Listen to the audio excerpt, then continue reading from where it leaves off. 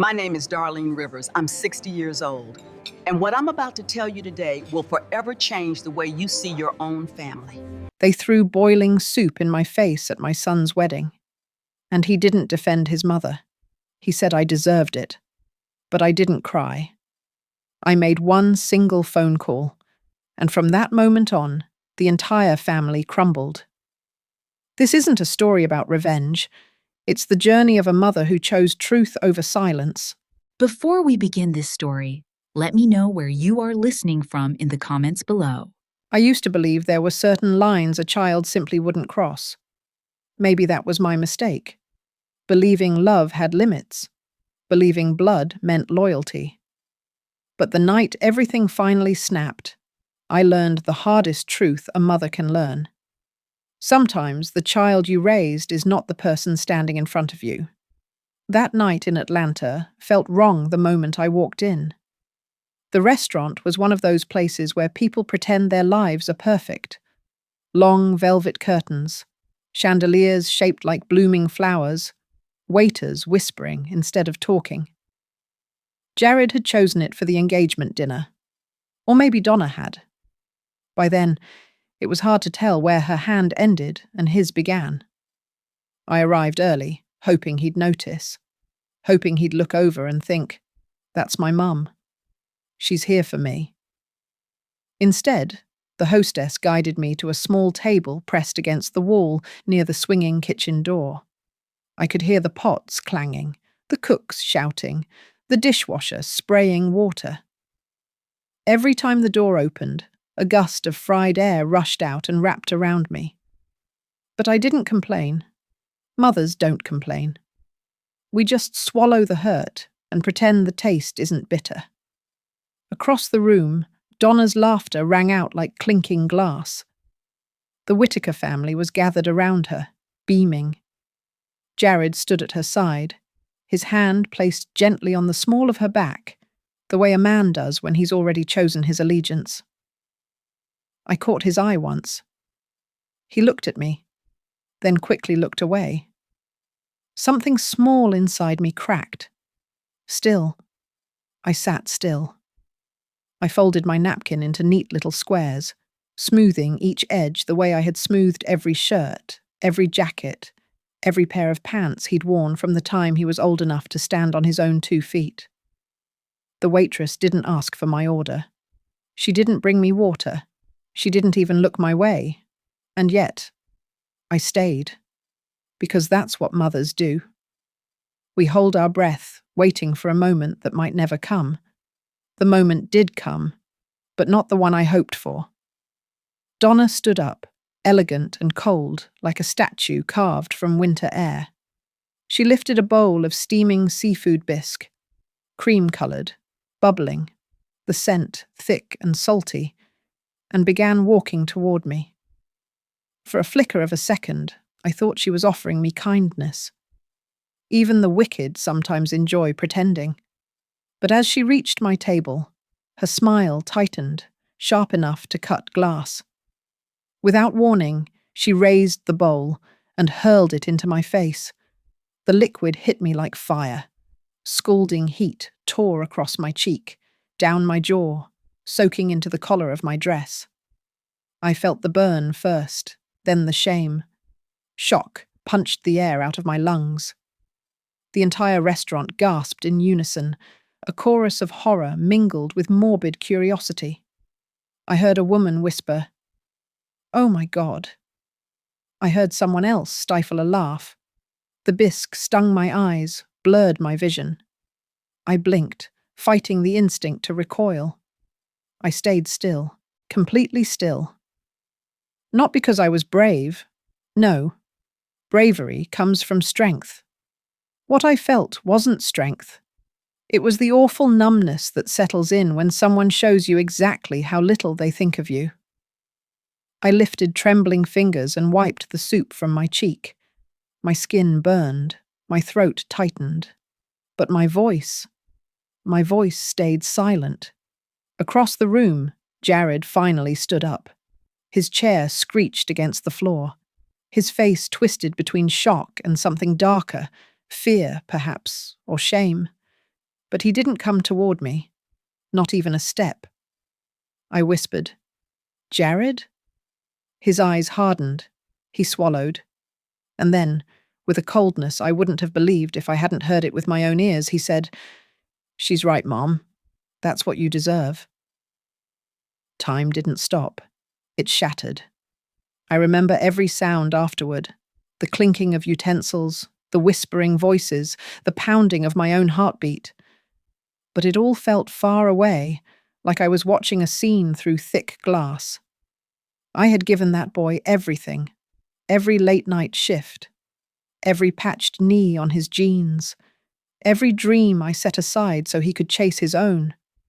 And he stood there, next to the woman who despised me and told me I deserved humiliation. I didn't scream. I didn't beg. I didn't even cry. Instead, I felt something colder than grief settle over me, a clarity that came from the marrow of my bones. I stood up slowly. My legs shook, but I kept my back straight. I reached into my purse, my fingers brushing the old flip phone I kept more out of habit than anything else. When I opened it, I wasn't thinking of revenge. I wasn't thinking of rage. I was thinking of truth, of justice, of the one thing Donna and Jared thought I'd never have the courage to demand. When the line connected, a steady voice answered. I inhaled, tasting salt and humiliation on my lips, and whispered, "It is time." No explanation, no hesitation. Just those 3 words. I walked past Jared, past Donna, past every person who had watched me burn and decided I deserved it. I didn't look back, not once. Outside, the night air hit my skin, cooling the sting. The city lights shimmered in puddles on the pavement. My reflection looked older than I remembered, tired, worn, cracked. But beneath all that ruin, there was something alive, something fierce. They had mistaken my silence for weakness. They had mistaken my love for obedience. They had forgotten who I used to be before life bent me into something small. But I remembered now.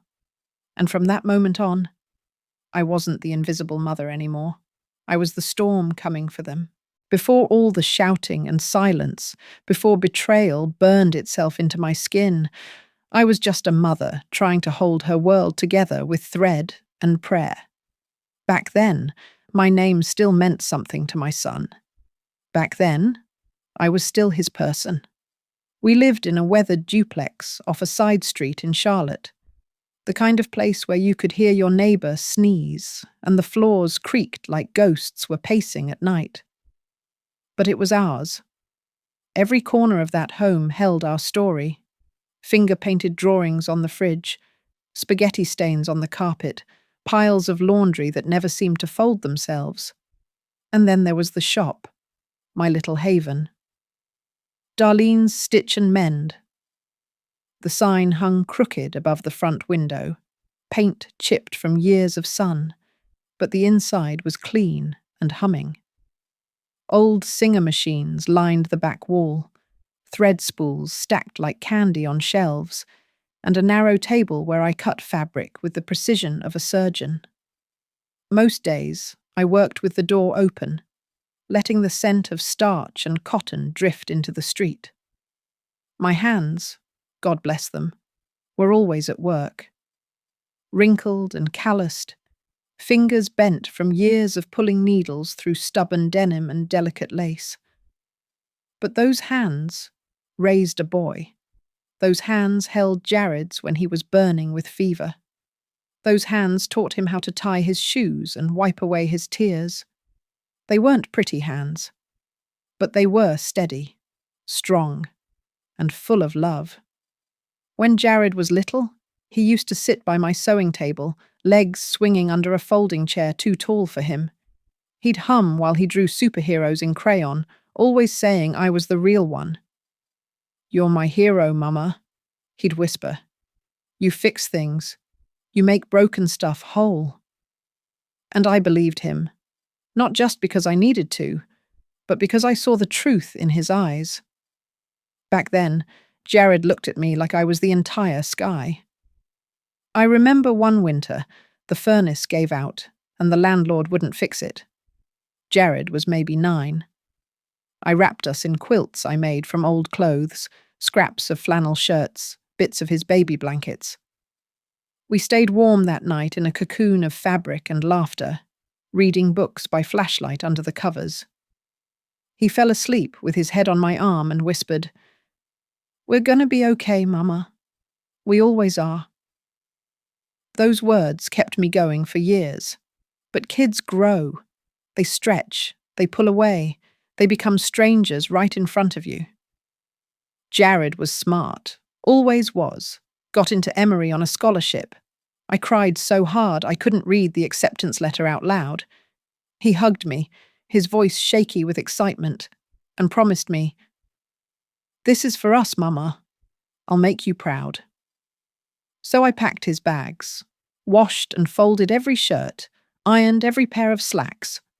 I even sewed a message inside the lining of his winter coat. "You are loved, no matter how far you go." I didn't tell him. I just hoped he'd feel it when the world got cold. The first semester, he called every Sunday. I'd sit on the edge of my bed, clutching the cordless phone like it was gold. He'd tell me about his classes, his professors, how big the city felt. I clung to every word like a lifeline. But slowly, the calls got shorter, less often, and then came her name, Donna Whitaker. "She's in my ethics seminar," he said once, casual. "Smart. Her dad's a big name in Atlanta real estate. Old money." Old money. 2 words that didn't belong in my world. The first time I met Donna, it was Thanksgiving. Jared brought her home like she was royalty. She wore a beige cashmere sweater and heels that probably cost more than my car. When I reached to hug her, she hesitated, like I was something she might catch. I cooked for 2 days. Roasted turkey, cornbread stuffing, sweet potatoes, greens, pecan pie, family recipes passed down from my mama and hers before her. But Donna picked at her plate, politely smiling, never asking for seconds. After dinner, she offered to help with dishes, but didn't actually touch a sponge. Instead, she wandered the living room, examining the furniture like she was mentally pricing it. Jared followed her like a shadow. I watched him laugh at jokes she made that I didn't understand. I watched him become someone else in front of her. After they left, I sat alone at the kitchen table. The food still warm, the silence loud. I stared at the empty plates and asked myself a question I've never said out loud. What if I'm not enough for the man he's becoming? I tried to make peace with her presence. I bought nicer clothes, learned how to pronounce charcuterie. I even got my nails done once. French tips that made sewing nearly impossible. I wanted to meet her halfway, maybe even win her over. But the more I tried, the more invisible I became. Calls from Jared turned into texts, then silence. If I wanted to see him, I had to drive to Atlanta and hope he could squeeze me in. I went twice. The second time, he forgot to meet me for lunch. I sat in a cafe alone, sipping cold coffee, telling myself he must be busy, important, loved. He was drifting from me, slow and certain, like a boat untethered from its dock. I kept sewing, kept praying, kept waiting. And on the nights when the loneliness got too loud, I'd dig through the old box of his baby things, the hospital bracelet, the birthday cards, the photos of toothless smiles and muddy sneakers. I'd press them to my chest and pretend he was still that boy who called me hero. But deep in my gut, I knew. Donna wasn't just another woman. She was the beginning of the end. And Charlotte, our home, our story, our everything, had become a place he didn't look back at. But I did, every single day. There's something eerie about meeting the person who will one day erase you from your child's life. They don't come at you like a villain. No, They come smiling, charming, dressed in silk, and scented with expensive things you've never heard of. They don't slam the door in your face. They just make sure there's never quite a chair for you at the table. That's how Donna Whitaker came into my world. But I'm getting ahead of myself. Let me take you back to the day Jared graduated college. Emory University, summa cum laude. I remember how proud I was. My baby boy, who used to bring home worms in his pockets and call me Supermama, now wore a robe and a tassel and stood tall among polished future CEOs. I drove 6.5 hours from Charlotte in my old Ford, windshield cracked and radio broken. I wore the dress I'd saved for special occasions and curled my hair the way Jared always liked. In the back seat, folded in a garment bag, was the suit I'd made him. Midnight black, with hand-stitched buttons and a burgundy lining. It was my pride, my gift, my love sewn into every seam. When I arrived, the ceremony had already begun.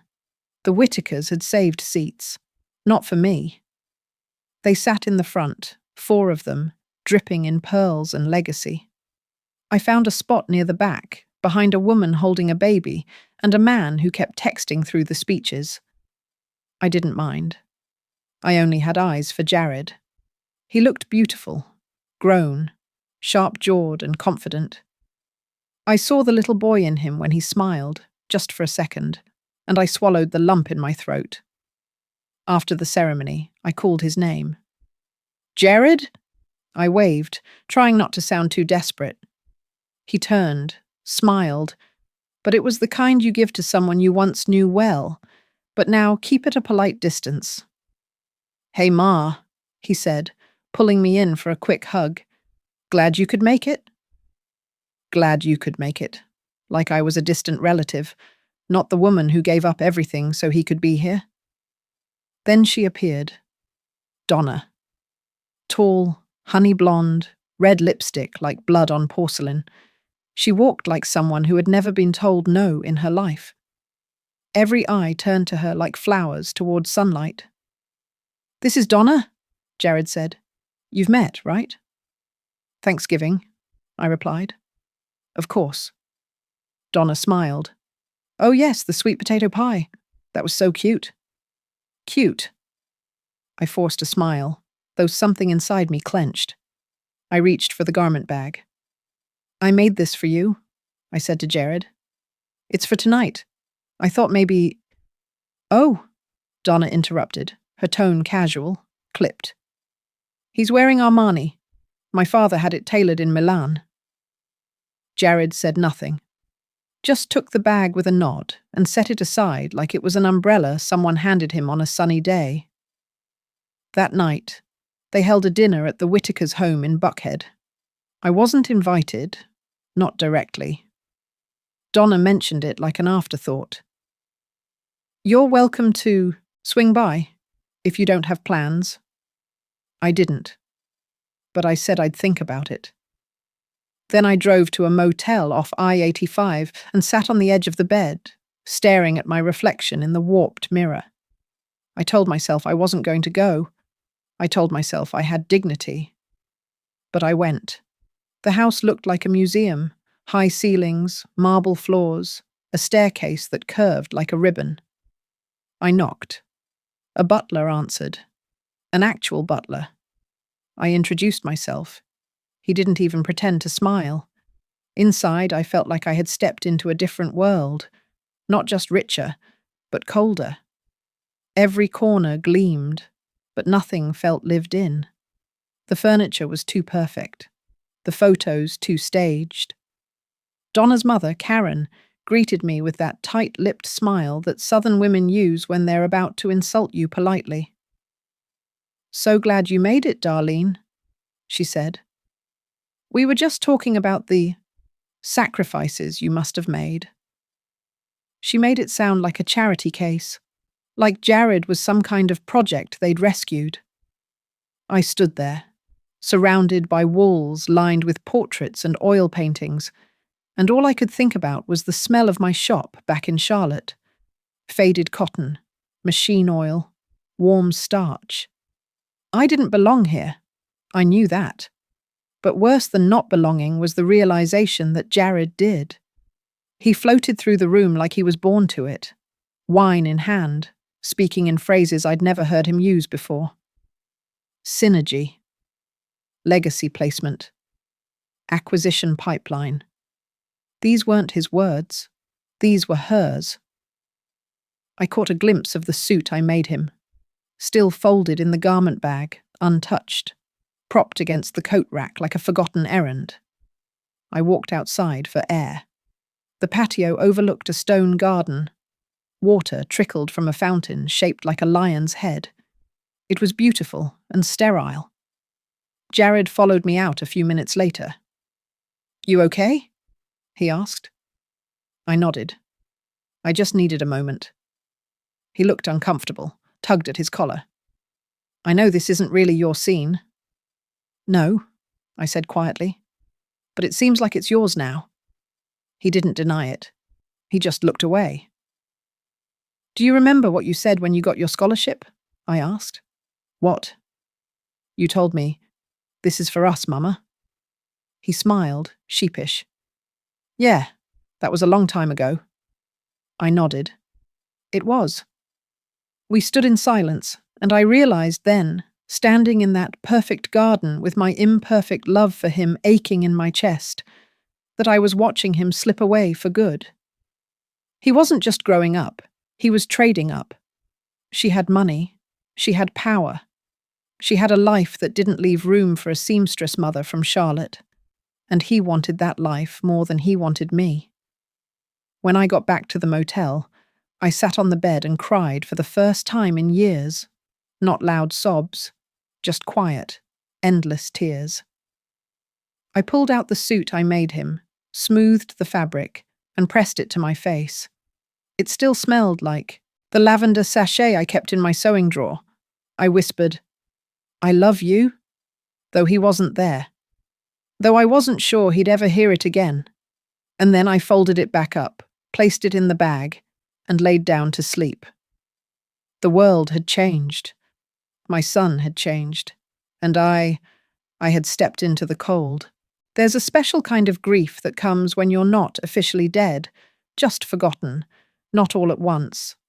No, it's slow, measured, like a faucet that never turns off, dripping one small drop of loss at a time until you're standing in a flood and can't remember when your feet first got wet.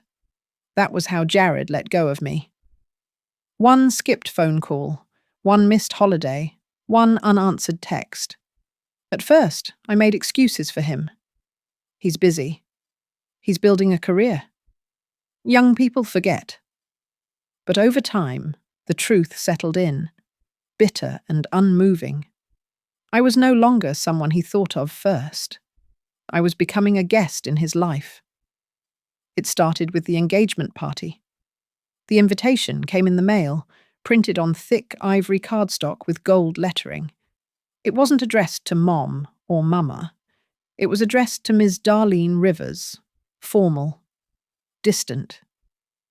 I stared at it for nearly an hour, trying to decide whether to feel honored or ashamed. The party was held at a private club in Midtown Atlanta, exclusive, high ceilings, and a dress code. I wore my best green dress, the one Jared once said made my eyes look like summer. I even paid to get my hair done at a salon uptown. But when I arrived, no one greeted me. I stood in the lobby, clutching my little box of handmade handkerchiefs I had embroidered for the guests. I had stayed up 3 nights, stitching initials onto each one. I thought maybe Donna's family would see the care, the effort, that they'd say, "What a thoughtful gesture." Instead, a woman at the front table looked at the box like it was a tray of trash. "We already have party favors," she said coolly. I nodded and carried it back to the car, pretending I had forgotten something. Inside, everything sparkled. Champagne flowed like water. A string quartet played a medley of Taylor Swift songs like it was Mozart. Jared looked dashing. And Donna. She moved through the crowd like a born duchess, kissing cheeks and tossing back compliments like candy. I tried to speak with Jared, twice. The first time, he was pulled away for a photo. The second time, Donna was at his side. "Hi, sweetheart," I said, gently touching his elbow. "I was wondering if we could—" Donna interrupted. "Jared, your father wants to introduce you to the CEO of Whitaker Holdings. You have to come now." He looked at me like I was a well-meaning stranger, not cruel, just dismissive. "I'll find you later, Ma," he said. Then he was gone. Later never came. The next time was the bridal shower. I wasn't invited at first. It wasn't until Melody, Donna's younger sister, told Jared she was surprised the groom's mother wouldn't be there, that I received a last-minute email with the wrong address. Still, I went. I bought a gift from the registry, an espresso machine so expensive I had to put it on layaway. I wrapped it in silver paper with a white bow and carried it up 3 flights of marble stairs to Donna's aunt's penthouse. When I arrived, the room fell quiet. For just a second. Then the party resumed, as if I had never entered. Donna smiled at me, but it wasn't a real smile. It was a performance. She kissed the air near my cheek and said, "How sweet of you to come." I handed her the gift. She didn't open it, just passed it to someone else. Throughout the afternoon, I sat at the edge of a couch, sipping cucumber water and trying to join conversations that were never meant for me. Women discussed dress fittings, stylists, signature cocktails. One of them asked where I bought my shoes, then smirked before I answered. By the end, I was invisible. Not in the poetic sense, in the literal one. No one saw me. No one wanted to. So I started trying harder. I bought a new handbag, real leather. I got my teeth whitened. I even watched YouTube videos on how to talk like you belong in high society. I practiced phrases like, "Oh, we summered in Charleston," though the farthest I'd travelled was Myrtle Beach in 1998. I memorized wine terms, started using cloth napkins at home, practiced my posture in front of the mirror. But every effort was met with silence. At the rehearsal dinner, I wore a navy blue gown I had sewn by hand, simple, elegant, with lace along the sleeves. When I arrived, the hostess asked if I was one of the caterers. At the blessing, Donna's family stood in a circle and prayed for love, legacy, and lineage. No one mentioned me. No one thanked me, not even Jared. And every time I tried to talk to him, he gave me that smile. The one I came to hate more than any cruel word. The smile that said, "This is just how things are now. You'll get used to it." But I didn't. I couldn't. I went home that night and sat in my sewing room, staring at the half-finished quilt I'd been making for them. A wedding gift, stitched with love, full of patterns from both our families. Magnolia leaves for my mother, peach blossoms for Georgia. I put it away, buried it in a trunk in the attic. Because somewhere between those glittering parties and that vacant smile, I realized something. This wasn't about etiquette. This wasn't about class. This was about erasure. I was being scrubbed out of the story. One event, one photo, one silent dismissal at a time. I was no longer the woman who raised Jared. I was an obligation, a charity case. A woman to be seated at the far table and spoken to like a relic from another time. And worse, I had let it happen. I had smiled through the disrespect, laughed at jokes that hurt, nodded through conversations that made my stomach turn. Because I thought if I was kind enough, if I tried hard enough, he'd come back to me. But sitting alone in that cold, quiet house in Charlotte, I saw the truth for what it was. I hadn't lost Jared overnight. I'd been losing him one polished smile at a time. And now, I was just a shadow in a place where I used to be the sun. Some wounds don't bleed. They bruise, quietly, deeply. They bloom beneath the surface like secrets, turning skin to shadow. That's what humiliation feels like. Silent violence. A cut so clean, you don't feel it until hours later, when you're finally alone. It began with a phone call. Jared said Donna wanted me to join them for her final wedding dress fitting. He framed it as a kind of olive branch. "She thought it'd mean something to have you there," he said. I wanted to believe that. God, I wanted to believe that.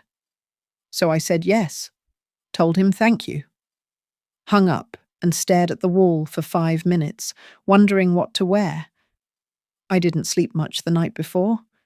I kept picturing Jared as a child, 6 years old, trying on the Halloween costume I made him from old curtains and foam, a superhero, cape and all. He'd said, "You make things that make me feel brave, Mama." The next morning, I chose my softest blouse and my most polished shoes. I ironed my slacks twice. Then I pulled out my little sewing kit, just in case. I even brought the quilted measuring tape I'd used since the early 90s. It smelled like lavender and memory. The bridal salon was in a part of Atlanta I'd never seen. Wide streets, designer storefronts, valets in black vests. I walked in alone. The boutique looked like a cathedral. White marble floors, vaulted ceilings, soft music playing from invisible speakers. A chandelier glittered above a plush sitting area, all velvet and gold trim. It smelled like orchids and wealth. Donna arrived 20 minutes late, of course. She swept in with her entourage, Karen, Melody, 2 bridesmaids in matching beige, and someone named Sierra who worked in PR. Everyone wore heels. Everyone smelled expensive. "Oh, you came," Donna said when she saw me. "Not thank you. Not I'm glad. Just, you came." She hugged me with one arm and barely made contact. The consultant brought out racks of gowns like sacred scrolls, each one more breathtaking than the last. Hand-beaded French lace, veils like mist. Donna twirled and posed and preened. The room applauded. Champagne was poured. Someone passed around canapes I couldn't pronounce. I stayed quiet. I watched. I clapped when expected. And then came the moment. Donna stepped out in a stunning mermaid-cut dress with off-shoulder sleeves and delicate pearl embroidery down the bodice. It was the kind of dress that demanded silence. Everyone gasped. Phones came out. Compliments poured like honey. But I saw it immediately. The waistline was pulling. Just slightly. The fit was imperfect. She turned toward the mirror. I stood up without thinking.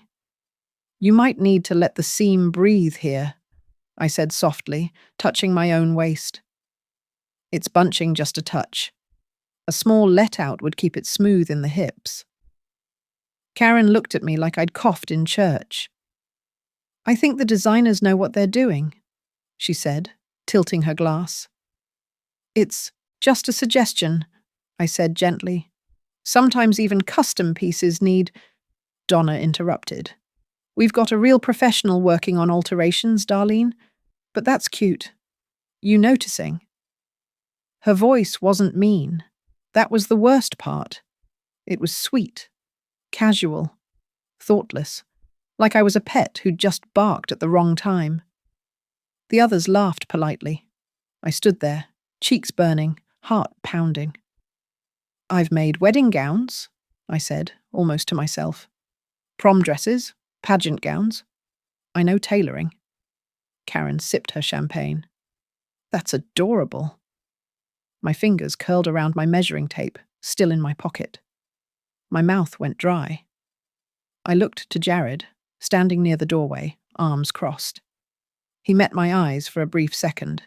He didn't say a word. Not in my defense. Not to stop them. Not even after. Later, While they were choosing veil lengths, I sat on the edge of the showroom couch, staring at the hem of my pants, blinking fast. I told myself not to cry. I told myself it wasn't worth it. But humiliation is like a slow wave. It doesn't hit all at once. It builds. It creeps. And when it crashes, it takes something from you. After the appointment, we all went to lunch at a rooftop cafe. I wasn't hungry. The menu didn't have anything I recognized. I ordered black coffee. No one noticed. Donna held court, talking about floral arches and signature cocktails. Someone suggested engraved napkins. I offered quietly to stitch something personalized. Initials. A monogram, maybe. Hand done. They stared at me like I'd offered to carve the names into bark. "We've got vendors," Donna said, turning back to her mimosa. "But thank you." Not thank you for the offer. Just thank you. Full stop. The moment passed like I hadn't spoken at all. I excused myself halfway through dessert, claimed a headache. No one followed. Outside, the sky had turned grey. I stood on the curb, waiting for the rideshare I couldn't afford, watching shoppers stroll by with bags full of things they didn't need. I wondered what it would feel like to matter again, to be asked for your opinion because it was valued, not pitied, not endured. Back in my motel room, I took off my shoes slowly. My feet ached. My pride ached more. I sat on the edge of the bed and opened my sewing kit, ran my fingers along the tiny silver scissors, the thimble, the spool of navy thread Jared once tangled as a boy. I thought about the dress, not her dress, mine, the one I had imagined helping her with, maybe adding a touch of lace from my wedding gown. Maybe sharing that soft, quiet moment mothers and daughters-in-law sometimes have before everything begins. A moment of grace. But there was no grace, only theatre. And I had been cast as a background extra, someone meant to be seen, not heard. Someone Donna could later say, "Oh yes, Jared's mother was there, of course." Like a prop, a checkbox. I laid back on the bed, still, in my blouse, stared at the ceiling until my chest stopped shaking, and then I said it aloud, the thing I'd been trying not to believe. They're not just replacing me, they're erasing me. And Jared, he was letting it happen. It was quiet that afternoon. Too quiet, the kind that makes the walls feel closer than they should. I had just finished folding towels when I noticed the envelope. It was lying on the floor just inside the front door, as if someone had slid it through without bothering to knock. No stamp, no address, just my name in bold block letters. Darlene. No Ms. No return name. No flourish or handwriting that I could trace back to anyone. Just flat black ink, precise, intentional. I picked it up slowly, staring at the heavy paper. There was a strange weight to it, not just physical, but emotional, like it had carried something dark all the way to my door. I sat at the kitchen table. The clock ticked above me. Outside, rain tapped lightly against the window, a constant, steady rhythm, like a warning. I opened the envelope. Inside were 3 photographs. The first showed Jared, alone, dressed sharp, standing in the corner of what looked like a private parking garage. His smile was small, cautious, but not unusual. The second was Donna, leaning back against the same wall, her lipstick perfect, her eyes locked onto something or someone outside the frame. The third one took my breath.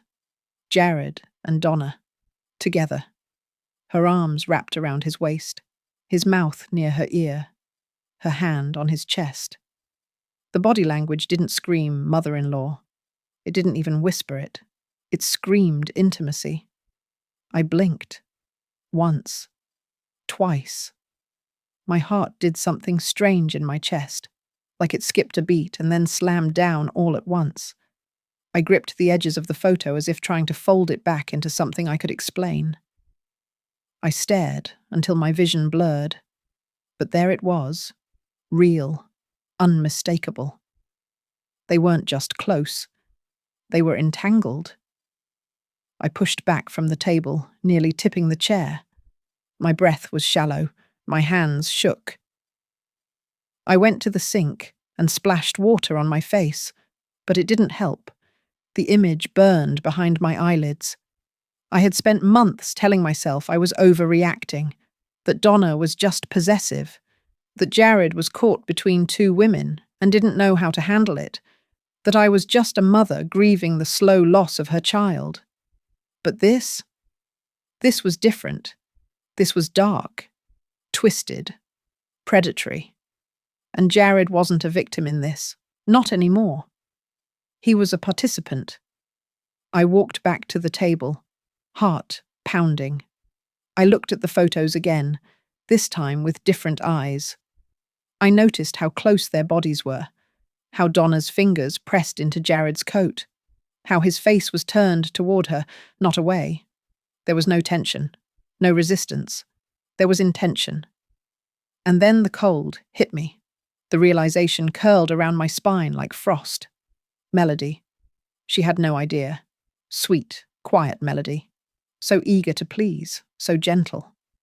The kind of young woman who baked cookies as thank you gifts and signed cards with too many hearts. The daughter Donna had controlled since birth. And now, the fiancé Jared was walking toward, with a lie behind his back and a secret wrapped around his neck. This wasn't just betrayal anymore. It was danger. And for the first time, I realized I wasn't the only one Jared had betrayed. He had betrayed Melody. He had betrayed every version of himself that ever called me Mama. I don't know how long I sat there, staring at the photos. The rain grew heavier, drumming against the windows like it was trying to drown out the truth. I didn't cry. I didn't scream. I felt hollow, like someone had scooped out my insides and left me filled with silence. But in that silence, something shifted. Something cold. Something certain. I stood up and walked to the back of the house, to the sewing room. My hands moved without thought, like they were following a map I hadn't seen in years. I reached for the old metal box on the top shelf. It was dusty, dented in one corner, but the latch still clicked open with a sound that felt final. Inside, documents, newspaper clippings, and at the very bottom, a card. Booker Wade, private investigator, discreet, experienced, no questions wasted. Henry had used him once, decades ago. Something about a labor dispute at the factory. Said the man was quiet, efficient, and dangerous in the right ways. I stared at the card for a long time. My hands had stopped trembling. My heartbeat was steady now. This wasn't about saving Jared anymore. This was about saving someone else. I picked up the landline, still clunky, still beige, still wired to the wall like an anchor to another era, and dialed. 2 rings. A voice picked up. Booker Wade. I swallowed. My name is Darlene Rivers. I have evidence of a relationship that could destroy an innocent girl's life. I need someone who can help me make it count. There was a pause. Then, you got pictures? Yes. Can you meet tomorrow? Yes. Another pause. You sure you want to go down this road, Mom? Once this starts, it doesn't stop. I looked at the photos again. I'm sure, I said. That night, I didn't cook. I didn't clean. I sat at the kitchen table with the photos, a cup of black coffee, and a blank notepad. I wrote down names, dates, locations, patterns. Everything I could remember that seemed off over the last year. I thought about every moment I had smiled through, every bruise I had hidden under politeness, every time I said, "It's just how rich people do things." No, This wasn't culture shock. This was abuse hiding in plain sight. The Whitakers had money, power, influence. But I had the truth. And I had nothing left to lose. No mother dreams of becoming the person who destroys her child's life. But what happens when that life is built on lies so vile they poison everyone in their path? What happens when silence becomes complicity?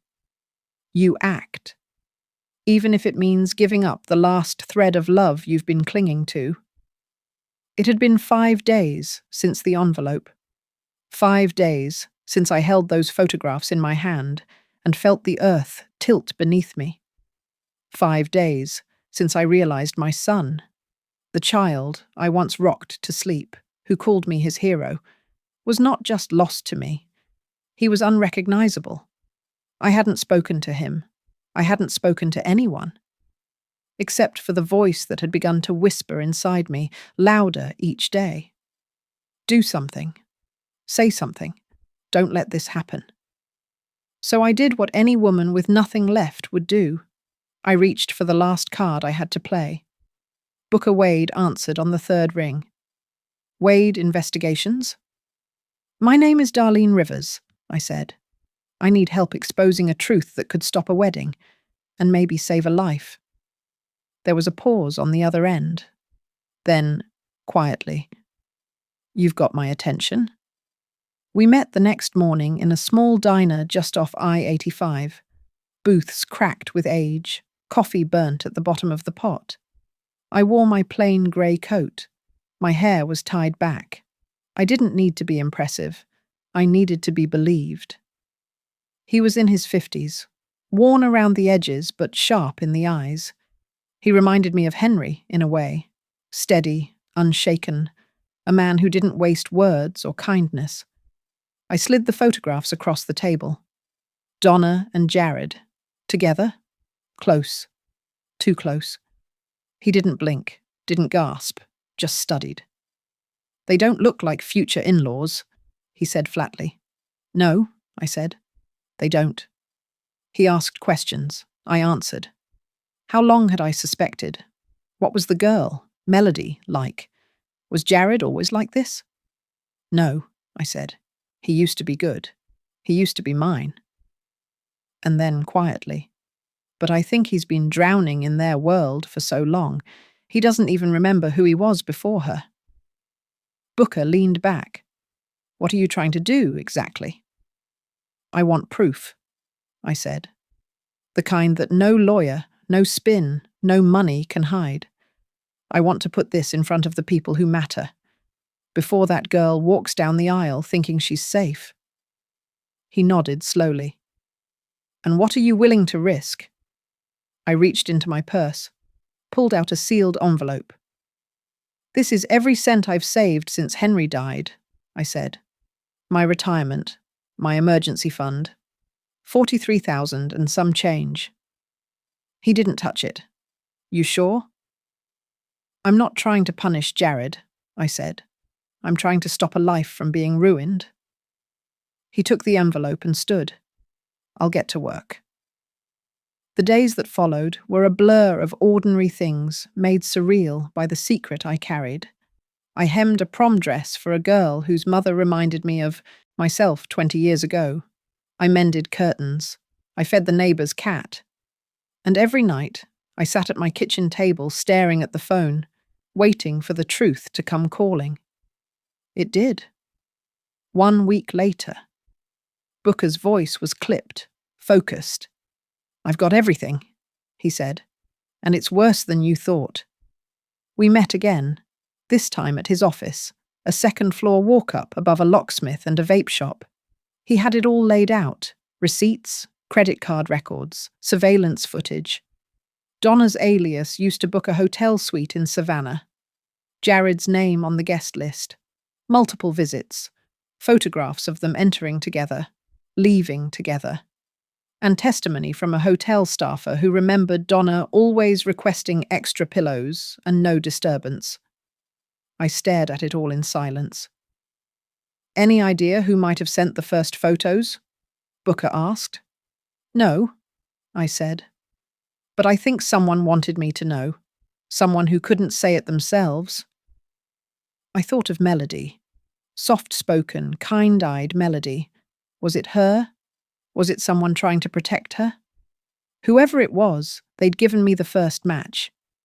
Now, I was holding the whole fire. That night, I walked through my house like it was a museum of a life I no longer belonged to. The living room still had Jared's childhood books. The hallway still had his height marks penciled along the trim. But none of it mattered anymore. Because the boy who'd drawn rocket ships on my kitchen walls with crayon had become the man hiding behind a lie, and I couldn't protect him, not without letting another woman walk into a nightmare. I wrote the letter at midnight. My hands didn't shake. Jared, I've chosen to say the truth aloud, not for revenge, not for hatred, but because the woman you're marrying deserves to know who she's marrying. I loved you. God knows I still do. But love without truth isn't love at all. I forgive the boy you were, but I can no longer carry the man you've become. Mom. The next morning, I called Booker. I want the evidence sent to the efficient, the Whittaker family lawyer, and Melody. He paused. That's a grenade, Mrs. Rivers.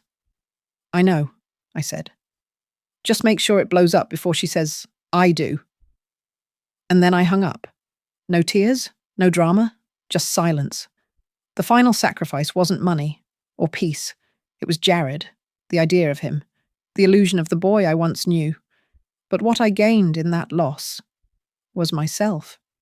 And sometimes, the only way to reclaim your soul is to give up what cost you it in the first place. Some truths don't need to be shouted. Some lies don't need to be caught red-handed. All it takes is a whisper. One quiet voice in the middle of the performance, and the whole show collapses. The morning of the wedding, Savannah was dressed like a postcard.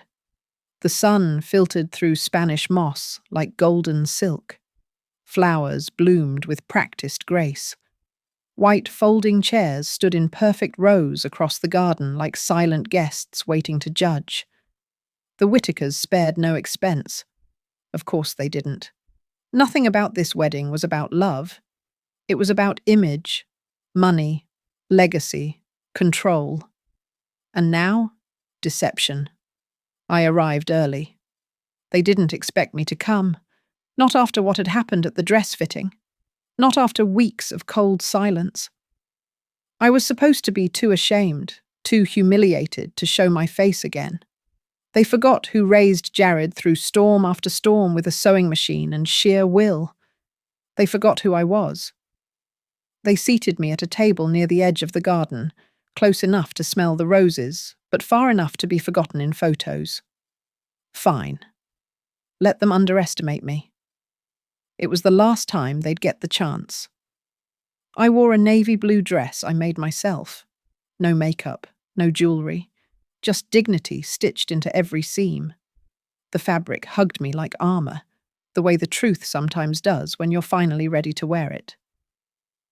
Around me, the air buzzed with expensive laughter. Champagne glasses clinked. Donna fluttered through the crowd like a peacock in pastel. Karen walked with her head tilted slightly upward, as if even the wind wasn't worthy of her skin. Melody looked like a porcelain dove. Her dress sparkled. Her hair curled in soft, innocent waves. Her eyes scanned the garden nervously, as though she sensed something was coming, but didn't know what. Jared was by the altar, laughing with a group of men in suits so stiff they looked laminated. He looked good. Too good. He wore charm like a mask, like he'd practiced it in front of a mirror. I wondered if he saw me, if he'd expected me, if he'd guessed what was coming. The ceremony began just after 3. The music was perfect. The sky was blue. And I had never felt more out of place in my life. The officiant spoke of love, commitment, devotion. I gripped the edges of my chair, and thought of all the women who'd sat through ceremonies like this one, not knowing the man waiting at the altar was already someone else entirely. When Melody walked down the aisle, people gasped. She looked breathtaking, like a girl still dreaming of forever. And for one moment, just one, I wished it could be real for her. But that wish died as soon as I looked at Jared. The lies lived in the stillness of his shoulders, the way he didn't look at her like she was everything. He looked at her like a deal was being signed. My chest tightened. The officiant asked them to exchange vows. Jared read his from a card. Words about loyalty, protection, honesty, the kind of irony that makes you sick. And then the music shifted, the mother of the groom dance. Except I wasn't standing. I hadn't been invited to dance. But I rose anyway. My shoes clicked against the stone. Every step was measured. Not angry, not loud, just final. Gasps echoed. People turned. Phones rose. Donna's eyes widened. Jared stiffened. I reached him in 10 slow seconds that felt like a lifetime. I didn't look at the guests. I didn't care what they thought.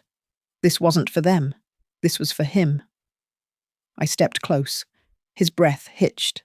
And I whispered, soft, like a lullaby that ends in fire. You chose her money and her mother's bed over your own blood. His mouth parted. I have the proof, I said. It's already in the judge's hands, the lawyer's, hers. I pulled back, our eyes locked. It wasn't hate I saw in his. It was recognition. He knew what came next. Donna surged forward. What did she say to you? She snapped, voice sharp like shattered glass. No one answered. She turned to the nearest server, snatched a bowl from his tray, lobster bisque, steaming hot, and hurled it at me without a second thought. It struck me square in the chest, splattered across my face. The burn was instant. Not just the soup, but the memory. The first time she'd done it. The first public humiliation. The first time Jared had let it happen. This was the encore. And still, I didn't scream. I didn't run. I stood there, dripping and calm, looking into Jared's face. This is who you protected? I said softly. This is who you became? The crowd stood frozen, cameras down, laughter gone. Melody stood across the garden, veil trembling, mouth slightly open. Then she started walking. Toward me. Toward him. Toward the truth. What is this? She asked. Her voice shook. No one answered. So I placed the final whisper in her ear. Ask to see the flash drive. It's already in your email. She blinked. What's on it? Enough. She turned to Jared. Is it true? He stammered, stuttered. That was all she needed. She backed away slowly, dress trailing like unraveling lies. Her bouquet dropped to the ground. No one moved to pick it up, and with that, the wedding crumbled. Guests whispered. Lawyers muttered. A storm rolled in across the river just in time. I walked away. Not because I was chased, but because my part was done. I didn't need applause. I didn't need gratitude. I didn't even need him to say sorry. I just needed one woman, one innocent woman, to know the truth before the lies became her prison. That was enough. Back at the motel, I peeled off the soup-soaked dress and stood under the shower until the water ran cold. I didn't cry. I didn't ache. I was emptied. And finally, free. For the first time in years, I slept through the night. And in the morning, when I woke, I smiled. They didn't see me leave the wedding. I slipped away through the back path of the garden while the world burned behind me. The music had stopped. The chatter had died. All that remained was the echo of my words, and the look in Jared's eyes as they hit him like a brick through glass. I didn't want to see it unravel. I didn't need to. Some storms don't need you to witness their destruction. You just know. They'll finish what you started. I checked into a roadside motel about 20 minutes outside Savannah. Clean, forgettable, anonymous, just the way I needed it. There I sat with a lukewarm cup of motel coffee, a paper napkin folded over and over between my fingers. I waited. Not for a thank you, not for a call from Jared, but for the world to shift. And it did. At 9:12 a.m., Booker Wade texted me. No greetings, just, all documents received. Judge moved. Her team's in motion. It's done. No fanfare, no victory dance. But I could breathe again, not because the revenge was sweet, because the rot had been named. Here's what happened, piece by piece, as Booker later told me. The photos, the hotel receipts, the signed statement from the concierge confirming Donna and Jared had checked in under pseudonyms more than once. All of it was in the packet, sent not just to the judge officiating the wedding, not just to Donna's business partners, but to Melody herself. Booker timed the delivery so it landed right before noon. The truth arrived gift-wrapped and uninvited. Melody didn't scream, didn't throw the bouquet or slap Jared in front of guests. No. She stood up from the bridal suite, walked barefoot across the crushed grass, and stood right in front of him as the final notes of "At Last" were fading from the garden speakers. She held the envelope in her hand. "I opened it," she said. Just that. Jared, pale, stammered, "I don't know what that is." Melody shook her head. "I think you do." She dropped the envelope at his feet and walked, out the garden, out the story, out of a life that would have swallowed her whole. From that moment on, the Whitakers crumbled. The family's real estate deal? Cancelled. Donna's charity gala? Postponed indefinitely. Karen, ever the master of public breakdowns, collapsed at the clubhouse the next day and was driven home under a jacket and shame. And Jared? Oh, Jared. He was last seen that night sitting alone at a bar near Tybee Island, nursing a whiskey and staring into space. Word spread that the firm rescinded his offer, that Donna, facing public scrutiny and private fallout, cut him off financially. The golden boy? Tarnished. The prodigal son? Now. Just lost. And me? I went home. No fanfare, no drama, just Darlene and her suitcase, a bus ticket, and a silence so thick I could wrap myself in it like a quilt. It was over. Or so I thought. 4 days later, my phone rang. No caller ID, but I knew. "Ma," Jared's voice, hollow, small. There was a long pause. I didn't rush it. Let him sit in the discomfort of his own making. "I messed up," he said eventually. "Everything's gone. Melody, the job, the apartment. Donna won't answer my calls." I said nothing. "I don't know what to do," he whispered. Still, I stayed quiet. And then, finally, "I'm sorry." That word again. The one people think is a reset button. The one they use like a mop for the blood they spilled. But this time, something cracked in his voice. Something real. "I know you hate me," he added. And that's when I spoke. "I don't hate you, Jared." He exhaled, like he'd been holding his breath for years. "But I can't protect you anymore. That's what got us here." He didn't argue. "You made a choice. I made mine. Now you have to live with what yours cost." He sniffed, quiet and choked. And in that moment, I could hear it. The boy I'd raised, buried somewhere beneath the man I no longer recognized. That night, I wrote a letter, not to send, just to say the things I couldn't say out loud. "Jared, I used to think a mother's love was supposed to carry everything. Your fears, your mistakes, your failures. I thought if I loved you enough, I could hold it all. But I was wrong. I can't carry the weight of the man you became. I can't carry betrayal in one hand and hope in the other. So I put it down. You must learn to stand without me. I will always love the child you were. But the man you are now, that's your own to rebuild. I choose truth. I choose peace. I choose me. Mom, I folded the letter, placed it in the bottom drawer of my nightstand, right under an old photo of Jared when he was 7, holding a stuffed bear with one ear.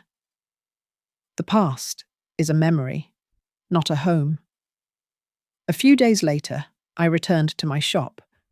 There was a young woman waiting at the door, dress in hand, eyes red from crying. My wedding's in a week, she said, but I can't get the zipper to lie flat. I nodded, took the dress, ran my fingers down the fabric. The familiar motion soothed me. Let's fix it, I told her. And I did. Not just the dress, but something in myself.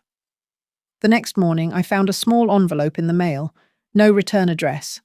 Inside, a pressed white camellia. No message, just the flower. And somehow it said everything. I placed it on the windowsill, right next to my pincushion. A quiet, thank you, from Melody. Or maybe, from the universe. Not every story ends in reconciliation. Some end in recognition. Of truth. Of damage. Of peace born not from forgiveness, but from release. And in that kind of ending, I finally found my beginning. You expect the end of a long road to look dramatic, to feel final. But when peace came for me, it didn't come dressed in glory. It didn't knock down the walls or shout victory through the streets. It came in quietly, like the scent of rain in warm soil. And it brought nothing except stillness. 4 months had passed since the wedding unraveled. 4 months since Melody walked away, Jared fell apart, and I left a garden full of lies behind me. I returned to Charlotte not triumphant, not broken, just emptied. But emptiness has a way of making room for truth. I didn't rush to fill it. I let it echo. The house was the same, small, creaky, filled with worn fabrics and memories I hadn't yet boxed away. My sewing machine still sat by the window. My garden still struggled against the North Carolina sun. The wind still rattled the shutters like it had something urgent to say. But it was me who had changed. Jared didn't reach out again. I didn't expect him to. Last I heard through a cousin's friend, he was renting a modest place outside Macon, working at a garage. Donna had cut ties with him. Melody never returned. The law firm had revoked their offer after whispers turned into statements, and statements turned into headlines.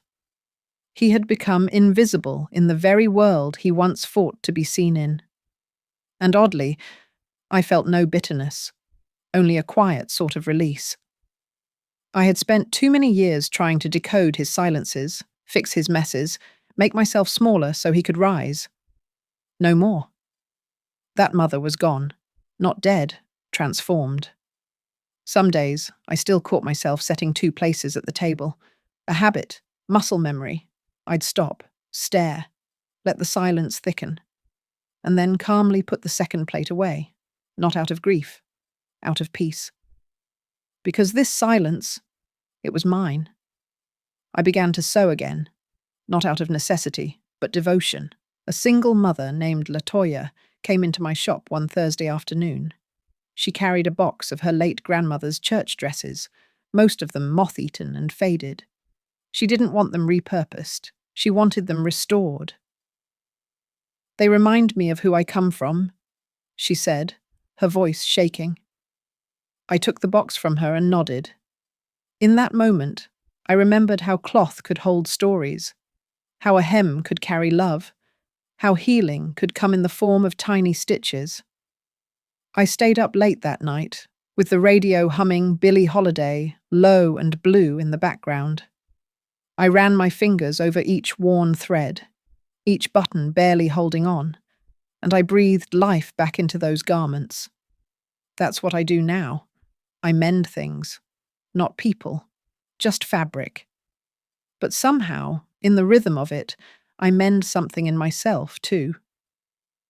I never mailed the letter I wrote Jared, but I read it again, alone at the kitchen table, coffee cooling in my favourite ceramic mug, the one with the tiny chip at the rim. Jared. There's a kind of love that binds, and a kind that frees. I carried you in my arms when you had no strength, and in my heart when you had no gratitude. But I cannot carry you now. I forgive the boy who needed me. But I release the man who forgot who I was. I chose truth. You chose power. And though the world may forget, I will always remember the weight of you sleeping on my chest at 3 a.m. I will always remember the first time you said, "I love you," with jelly on your cheeks. That boy, I will love forever. The man? I leave to time. I wish you peace, just as I have found mine. Mom.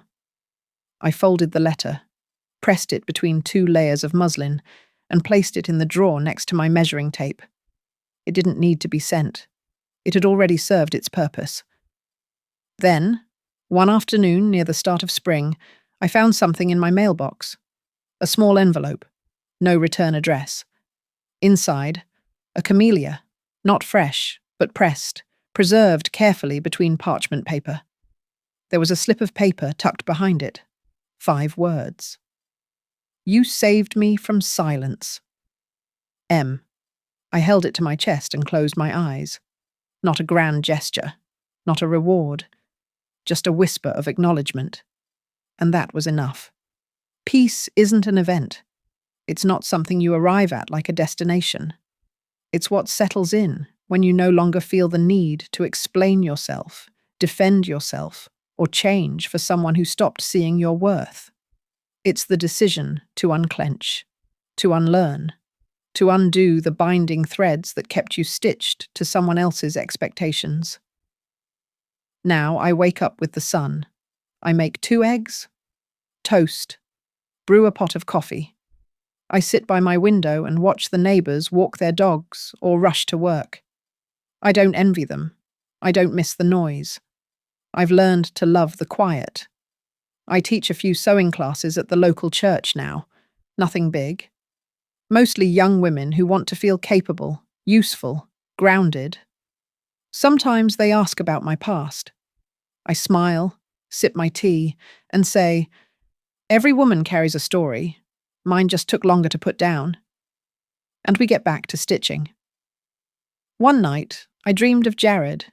He was maybe 10, running barefoot through a garden I didn't recognize. He turned and waved at me, calling out, "Mama, look what I found."